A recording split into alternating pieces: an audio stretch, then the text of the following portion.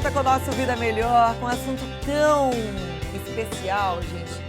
Eu sei que vai ser de interesse geral. Atenção, todos, mães, pais, vovô, vovó, a gente sempre precisa de conhecimento para lidar melhor com qualquer ocorrência da vida, né? E quando a gente pensa em maternidade, em gestação, a gente já fica pensando aí na saúde do bebê. Como a gente está no mês da noiva, mês das noivas, um mês que tem tantos casamentos, a gente já pensa aí numa família linda, constituída com filhos saudáveis, felizes, né? Só que a gente sabe que a saúde é importante em todo esse contexto.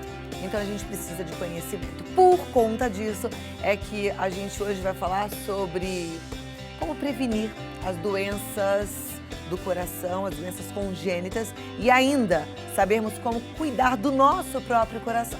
A gente convidou o Dr. Carlos Acepedra, que é cardiologista, intervencionista, chefe da seção médica de intervenção em cardiopatias congênitas do Instituto Dante Pazanese. Ele é co-diretor da sala híbrida do Hospital do Coração. Tem mais de 500 apresentações em congressos nacionais e internacionais.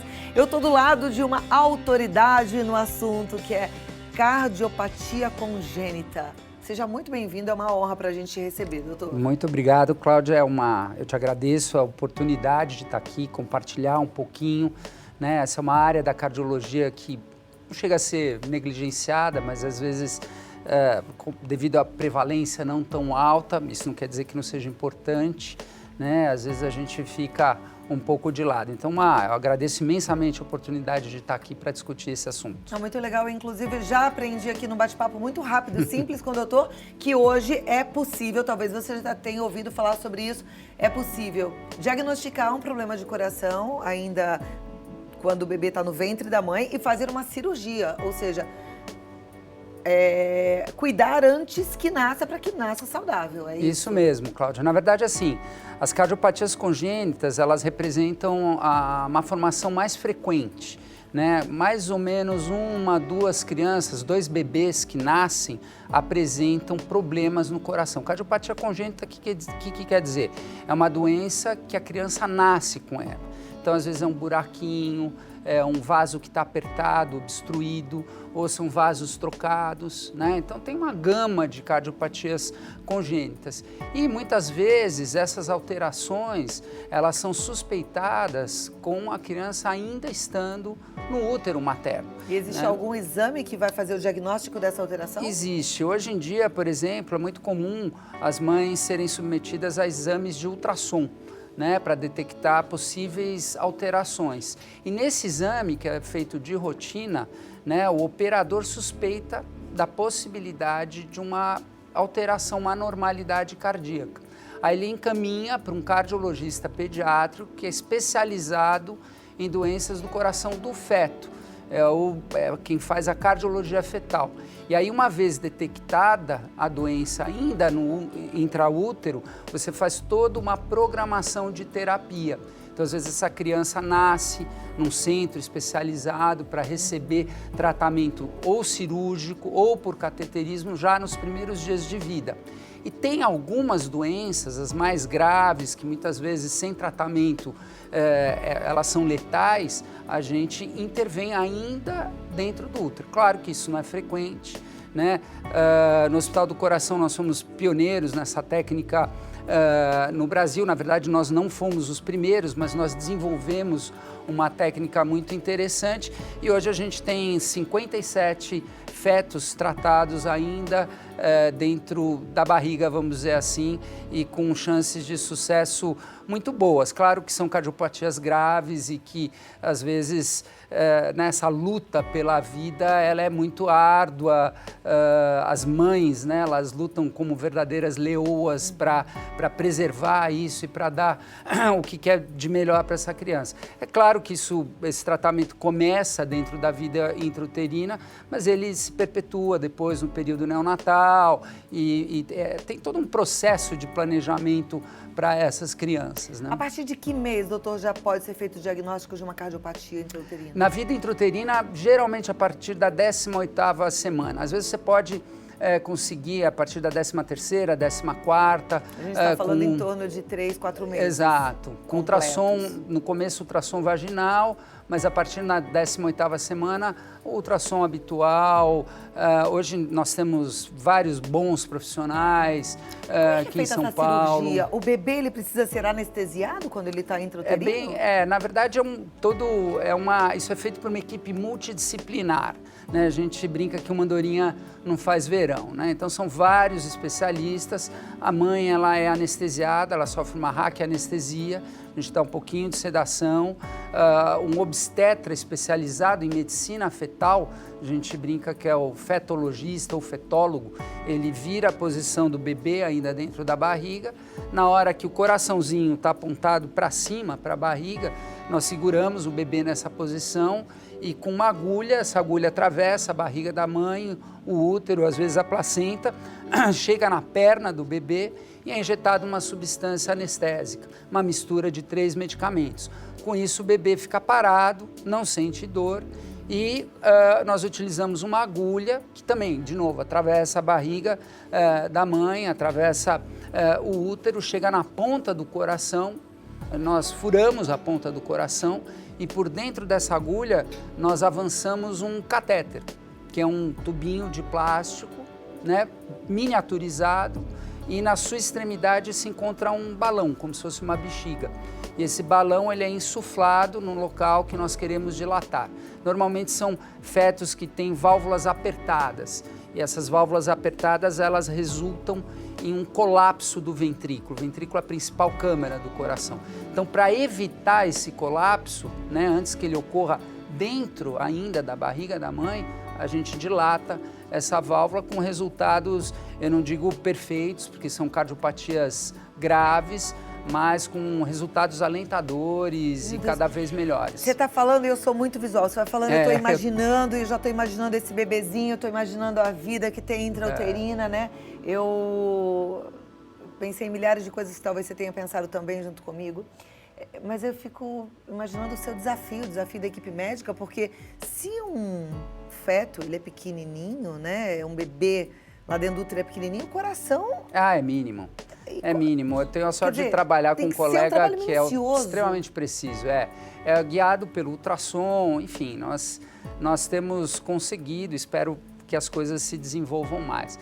Cláudia, se você me permitir, muitas vezes a gente também trata essas cardiopatias congênitas depois, obviamente, que a criança nasce, já um pouquinho maior, por meio do cateterismo. Hoje em dia, boa parte dessas cardiopatias congênitas são tratadas por formas menos invasivas, menos agressivas que antigamente, que só havia a cirurgia disponível para tratamento.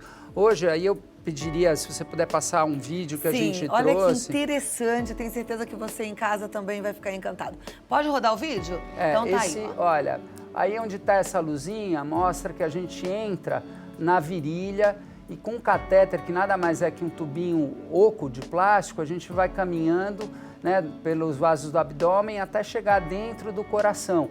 Então essa veia, que chama veia cava inferior, ela dá no átrio direito, que é a câmara superior direita no coração, aí vocês veem um catéter, o catéter passa por esse buraquinho no coração, vai para o átrio esquerdo e a gente empurra um dispositivo que lembra um guarda-chuva. Então abre um disco do lado esquerdo e depois abre o disco do lado direito. Então esse buraquinho ele é fechado através do uso dessa prótese que é um guarda-chuva, né? E com isso o buraquinho é tapado, esse paciente ele entra no hospital num dia pela manhã, a gente faz o procedimento e no dia seguinte já vai embora sem cicatriz, com uma mínima marca na região inguinal e pode retornar às atividades habituais rapidinho. Essa criança em 2, 3 dias está na escola, pulando, saltitando, de novo, assim. Né? Como é lindo ver essa evolução da medicina, né? Agora, esse tipo de procedimento é para que tipo de cardiopatia? Isso é uma cardiopatia congênita, né? Que tem um buraco entre as câmeras superiores do coração, né? Tem outras cardiopatias congênitas, né, que as crianças nascem com buracos no coração e outras localizações, e nas quais também nós conseguimos colocar, são pequenas rolhas, né? Se você puder dar um zoom aqui. E é exatamente esse material. Esse material. É uma prótese metálica, é um metal, uma liga metálica de níquel e titânio. Ela é extremamente flexível, né? Então a gente puxa, isso fica pequenininho, né? A gente consegue empurrar através do catéter. E dentro do coração abre o disco do lado esquerdo, abre o disco do lado direito e abraça, vamos dizer assim, a parede que divide essas câmaras do coração.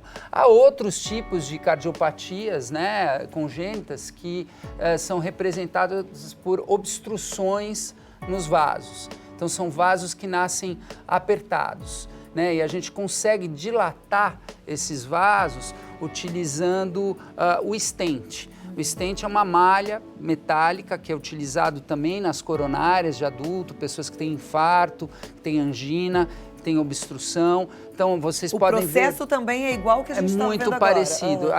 Essa é uma foto do stent, que é uma armação metálica, né? Se puder passar a seguinte... Metálica, porém flexível também. Bem flexível, e essa foto mostra isso. Então ali vocês veem, né, dentro do coração, naquele tubinho do lado esquerdo, ele está obstruído. Depois naquele painel do meio, o stent sendo liberado por meio da insuflação do balão. Esse balão, nós murchamos ele e aí o stent fica grudado, vamos dizer assim, na parede do vaso. Pediria para passar o próximo.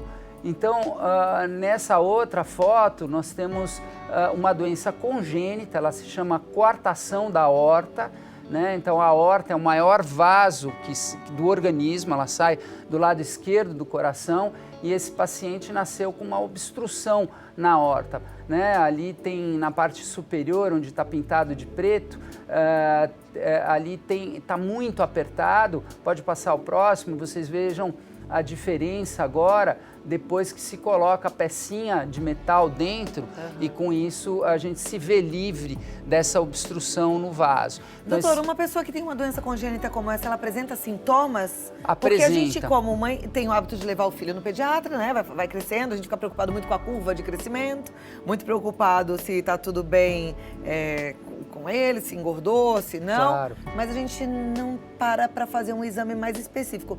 Tem sintoma para que a Cláudia, gente busque ajuda? É uma ótima pergunta. Eu tenho formação em pediatria, fiz pediatria antes de cardiologia, antes desse treinamento de cateterismo, né?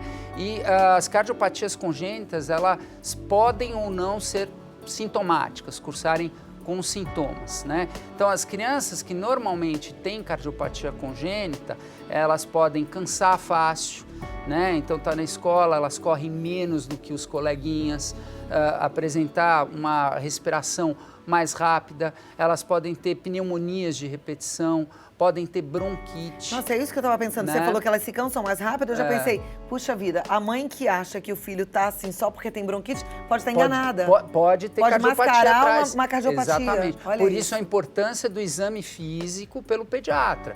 Porque o pediatra conversa com essa família, examina, escuta o coração e muitas dessas cardiopatias apresentam sopro.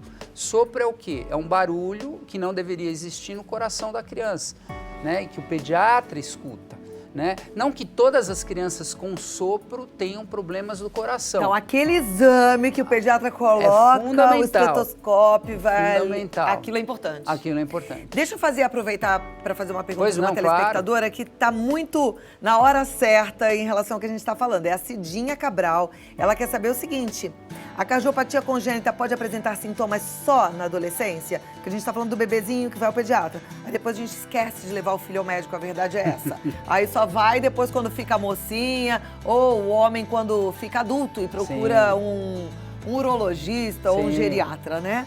Cidinha, obrigado pela pergunta, é de extrema importância, porque como a gente estava falando, algumas crianças apresentam cansaço, outras apresentam cor azulada, né, da pele, da mucosa oral, dos olhos. Aí é fácil de fazer diagnóstico. Por outro lado, tem algumas doenças congênitas do coração que não tem sintoma nenhum. Então passam despercebido e aí o diagnóstico só é feito justamente na adolescência. Por quê? Porque foi fazer um exame de check-up para entrar numa academia, ou alguém foi medir a pressão arterial, viu que a pressão estava alta e aí fez o diagnóstico daquela doença que eu mostrei, que é a coartação da aorta. Então, sim, hoje em dia, até por uma melhoria da qualidade de treinamento dos médicos e da tecnologia, nós felizmente conseguimos fazer o diagnóstico mais precoce nas crianças e, portanto, nós podemos tratar melhor e ter um prognóstico a longo prazo melhor. Mas tem alguns casos que podem passar batido, o diagnóstico sai só na adolescência ou até mesmo na vida adulta. Então, aí é que eu ia te perguntar, se não tem sintoma, precisa ser tratado? Precisa. Se não está incomodando, está ali quietinho? Precisa, porque muitas vezes essas cardiopatias, se não tratadas, elas vão apresentar complicações após o paciente ter 30, 40, 50 anos de idade. E aí, uma vez que ocorram as complicações, aí mesmo você tratando o vaso apertado ou o buraquinho que estava aberto, fica difícil de você se livrar de algumas complicações. Então, no fundo, você trata mais precocemente, mesmo na ausência de sintoma, justamente para prevenir complicações potencialmente graves no futuro.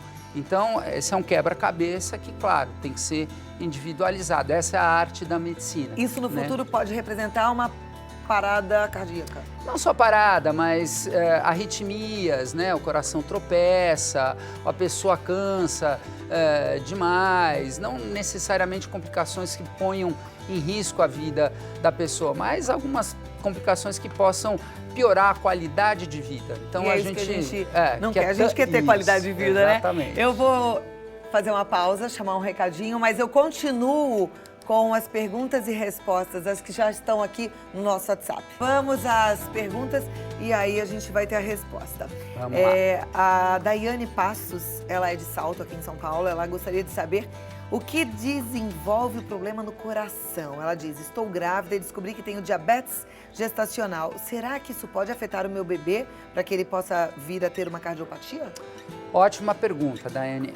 O diabetes, sim, é um fator de risco que pode resultar em uma cardiopatia no feto. Então, a mãe diabética, né, é o protótipo da necessidade de investigação. Então, Daiane, você realmente precisa ser examinada, fazer o que a gente chama de um ultrassom morfológico, né?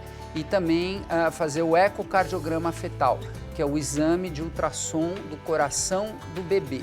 Não é preciso ficar desesperada, apesar de ter uma maior probabilidade da ocorrência de cardiopatia congênita, ainda assim não é muito alta, mas é obrigatório essa investigação. Ok. A Ana Maria do Rio de Janeiro, ela gostaria de saber se não é muito perigoso operar uma mãe para poder atingir o coração do bebê, se não teria um risco maior para os dois, tanto para a mãe quanto para o bebê. Ótima pergunta. Aí entra um conceito ético também. Nós, como médicos, a nossa primeira missão é não fazer o mal, é sempre trabalhar com segurança. E essa pergunta, embutida nessa pergunta, existe o potencial de risco para os dois seres, para a mãe e para o bebê. E a gente sempre preserva a mãe em primeiro lugar. Só que hoje, com o treinamento médico e com a tecnologia e com a disponibilidade de drogas anestésicas, o risco materno é praticamente zero, ele beira zero, de infecção, de mortalidade. Então, não só baseado nesses procedimentos cardíacos fetais, existem outros procedimentos fetais nos quais a mãe também é anestesiada. Ela está teoricamente sob risco, tá? Mas a ocorrência de complicação materna nós não vemos mais hoje em dia, ela foi eliminada. Então, uma cirurgia como essa, você tinha dito que é uma agulhinha, não tem corte nesse útero. Existem algumas malformações fetais, por exemplo, neurológicas, meningomielocele, né, que é uma bolinha que a criança nasce da coluna, na região sacral, perto do bumbum, assim.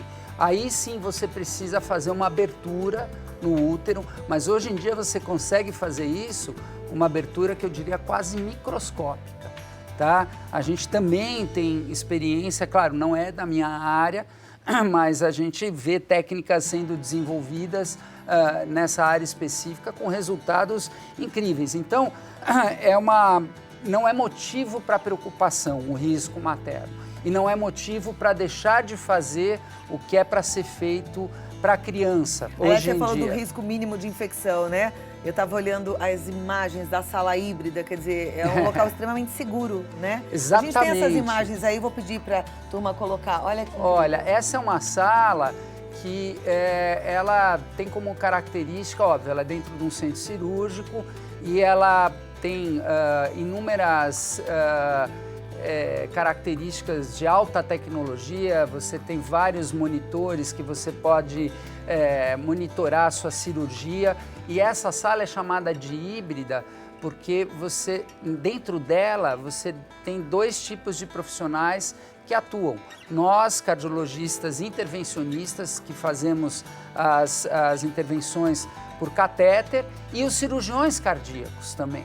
Então, você consegue trabalhar de mãos dadas, geralmente são cardiopatias muito complexas, né, que requerem a expertise, né, todo o conhecimento e habilidade manual, técnica de ambas as especialidades. E nessa sala também a gente acaba fazendo esses procedimentos fetais, junto com o anestesista, junto com o obstetra que fez o treinamento em medicina fetal, né, tem os obstetras que dão todo o apoio à mãe, né, tem um anestesista que é especializado em anestesia de cardiopatas, de mães também.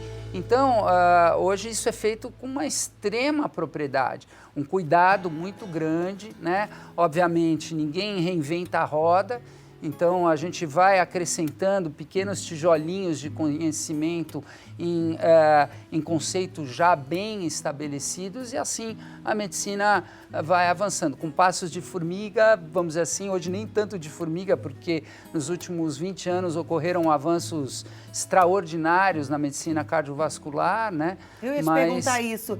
Essas cirurgias já acontecem com frequência fora do Brasil? Sim. Ou a gente de alguma forma é pioneiro? Eu acho as duas coisas, né? O Brasil sempre teve uma tradição em medicina cardiovascular muito grande. Desde o início dos anos 60, a partir daí pessoas foram treinadas fora do país, voltaram. Então, toda a equipe, doutora Adib Jatene, o legado que ele deixou para a gente, não só na cirurgia, né, mas dentro da sua clínica, o principal legado talvez tenha sido a atitude, né, a postura, né, a correção ética, o que é o melhor para o seu paciente, buscar sempre do ponto de vista técnico o que há de melhor. Então a gente tem uma tradição muito grande na cirurgia, no cateterismo intervencionista, na clínica, nos métodos de imagem. Então, o ultrassom, a tomografia, a ressonância. Isso é maravilhoso, motivo de orgulho para a gente, Eu né? digo que a gente deve muito pouco aos melhores centros do mundo. Você pega um ou outro centro que tem mais experiência específica em uma outra doença, aí sim seria motivo de encaminhar esses pacientes para fora. Hoje em dia, especialmente nos grandes centros, obviamente cardiologia pediátrica é uma especialidade de alta complexidade, ela tem que ser feita em grandes centros, né? E que geralmente estão nas grandes cidades, como São Paulo, Rio, Porto Alegre e outras capitais do Brasil. Mas aqui em São Paulo a gente tem grandes hospitais que estão acostumados a lidar com esse tipo de doença. E a gente está trazendo esse tema justamente para provocar uma maior conscientização. E aí é que eu acho maravilhoso. Você que de repente não tem o problema, nunca viveu o problema, está aí atento. É para você compartilhar mesmo essa informação, para que isso tudo chegue ao alcance das pessoas que precisam dessa informação e podem ser beneficiadas de alguma forma. Isso é maravilhoso. Tem aí o dia dos Namorados, que é o dia 12 de junho chegando, Exatamente, que é um dia importante, mês né? que vem, exato. E houve um projeto de lei que foi passado aqui na Câmara da cidade de São Paulo, que criou-se o Dia da Criança Cardiopata. Então, com todo o apelo que o Dia dos Namorados traz, corações espalhados por toda a cidade, um clima gostoso, ameno, vamos dizer, romântico, aí dentro desse contexto criou-se o Dia da Cardiopatia Congênita. Isso acho que foi uma ideia muito feliz, um vereador que propôs, esse projeto foi aceito na Câmara, e a gente, nesse dia, também comemora o Dia da Cardiopatia Congênita, que é muito bom para as crianças e para essas famílias, né? Nesse dia ocorrem mutirões para detectar problemas no coração de crianças, nas escolas, em hospitais, enfim. Existe toda uma série de iniciativa para justamente propiciar o que há de melhor na prevenção e no tratamento dessas doenças na criança. Muito bom. Eu não posso perder a oportunidade que eu tenho aqui de estar do seu lado agora. Eu tenho muitos telespectadores que têm questões em relação também às suas cardiopatias e que sem dúvida, não se eu são puder mais ajudar, crianças, né? claro. Mas que querem saber, então tem dúvidas aí. Vamos ver se a gente consegue ajudar. Eu tenho algumas perguntas. A Roseli do Rio Grande do Sul, ela é de Santa Maria e ela fala assim: tenho 44 anos, estou esperando para fazer uma cirurgia cardíaca. Vou trocar a válvula mitral, pois tive febre reumática. O médico que ia fazer minha cirurgia saiu do hospital, estou esperando o médico substituto para começar a fazer os exames pré-operatórios. Gostaria que o doutor falasse um pouquinho sobre como é que vai ser todo esse procedimento. Como é que então é uma cirurgia para a troca de válvula mitral? Olha, primeiro, essa é uma cirurgia comum que é feita.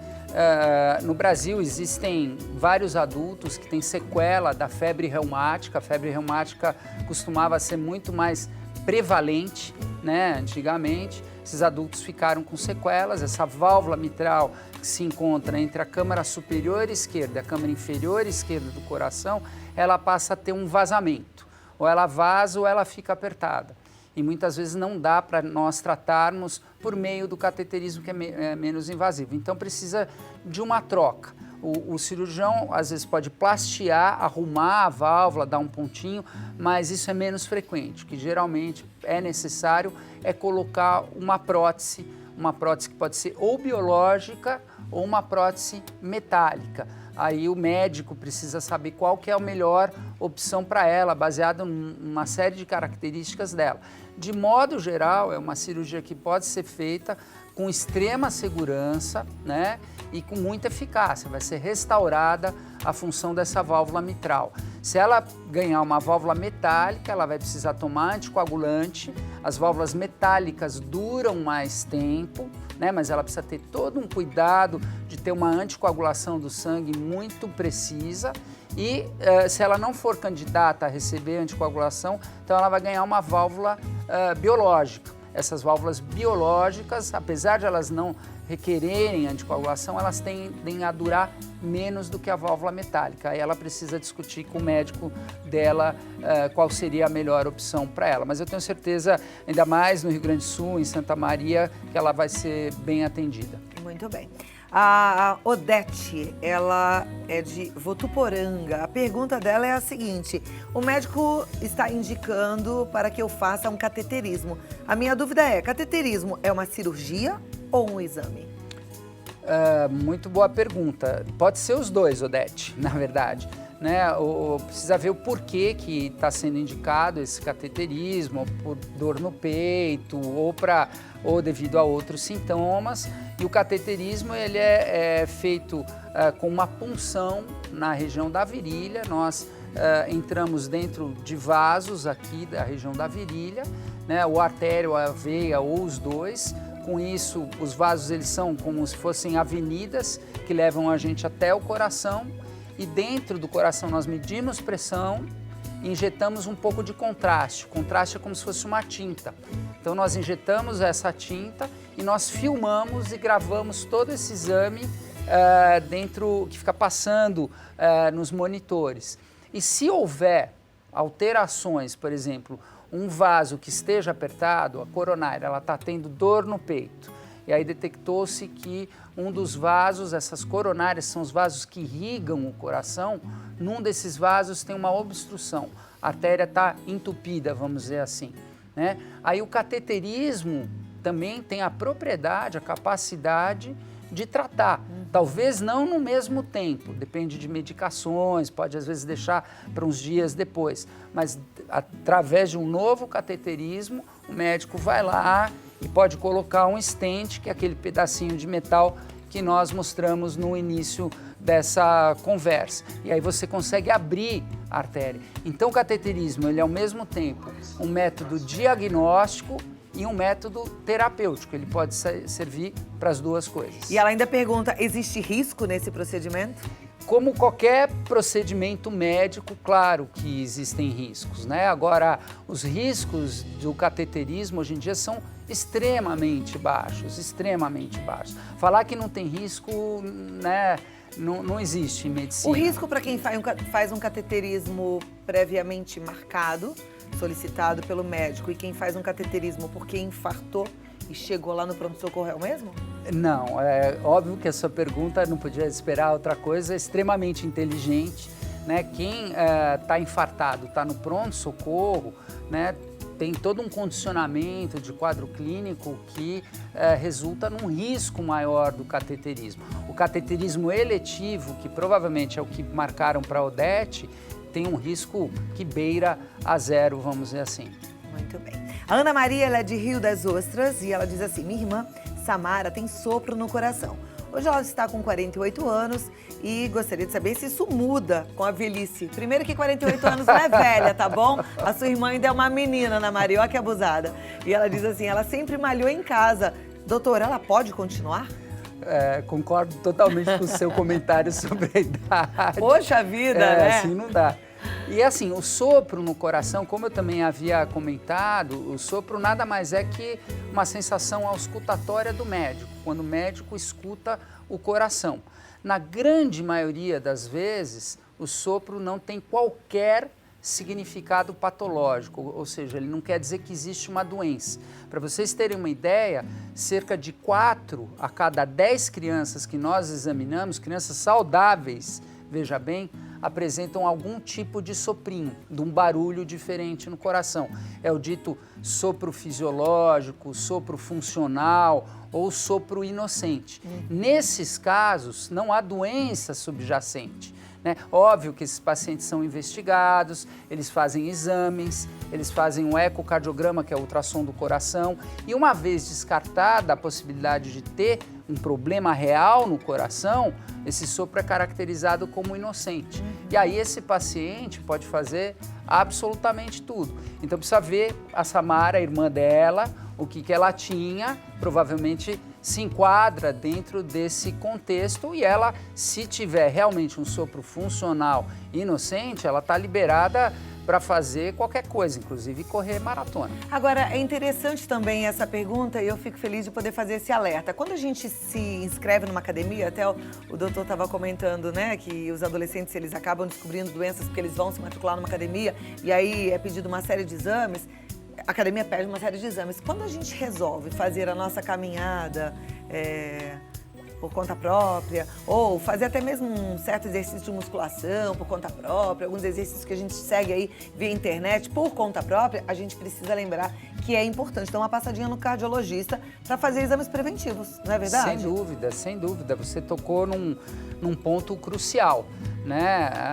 Antes de qualquer exercício físico, né? Especialmente se a pessoa está se propondo a aumentar a sua atividade física, é fundamental fazer um check-up, principalmente as pessoas que têm história familiar, né, de doenças cardiovasculares, que têm colesterol, triglicéride aumentado, enfim, tem diabetes, tem todos aqueles fatores de risco já muito bem conhecidos. É fundamental passar numa triagem pelo cardiologista para saber até que ponto você pode, até onde você pode ir no seu exercício físico. O que não significa que não se exercitar é mais seguro, ao contrário. Não.